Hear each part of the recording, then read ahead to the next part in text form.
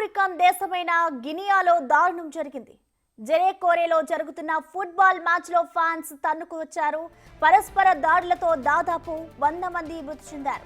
మరికొందరి పరిస్థితి విషమంగా ఉన్నట్లు తెలుస్తోంది. ఇదంతా మ్యాచ్లో రిఫరీ తీసుకున్న ఓ వివాదాస్పద నిర్ణయంతో మొదలైంది. రిఫరీ నిర్ణయంపై ఆగ్రహం వ్యక్తం చేసిన ఓ టీం ఫ్యాన్స్ గ్రౌండ్లోకి దూసుకువెళ్లారు.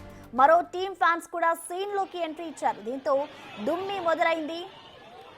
ఎవరిపై ఎందుకు దాడులు చేస్తున్నామో కూడా మర్చిపోయి కొట్టుకున్నారు. దీంతో దాదాపు 100 మంది మృతి చెందినట్లుగా తెలుస్తోంది. అయితే ఈ మృతుల సంఖ్య ఎక్కువగానే ఉంటుందంటున్నారు స్థానిక అధికారులు.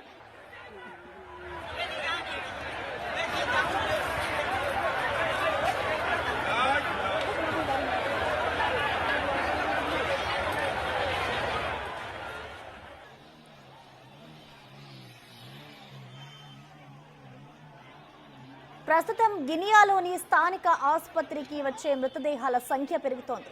మార్చురీలో ఖాళీ లేదని చెప్తున్నారు డాక్టర్లు. అయితే దీని వెనుక రాజకీయ కారణాలు కూడా ఉండే అవకాశం ఉందని తెలుస్తోంది. ప్రస్తుతం గినియాలో జుంటా లీడర్ మమాతి అధికారంలో ఉన్నారు. 2021లో తిరుగుబాటు చేసి ఆయన అధికారంలోకి వచ్చారు. అయితే ప్రస్తుతం ఆయన పేరుతో దేశవ్యాప్తంగా ఫుట్బాల్ మ్యాచ్ నిర్వహిస్తున్నారు. రాబోయే ఎన్నికల్లో ఆయన అధ్యక్షుడిగా బరిలోకి దిగాలని చూస్తున్నారు. ప్రస్తుతం ఆయన విపక్షాలపై ఉక్కుపాదం మోపుతున్నారు. ఈ కారణాలతోనే ఈ మ్యాచ్లో చిన్న గొడవ కాస్త పెద్దదిగా మారినట్టు అంచనా వేస్తున్నారు.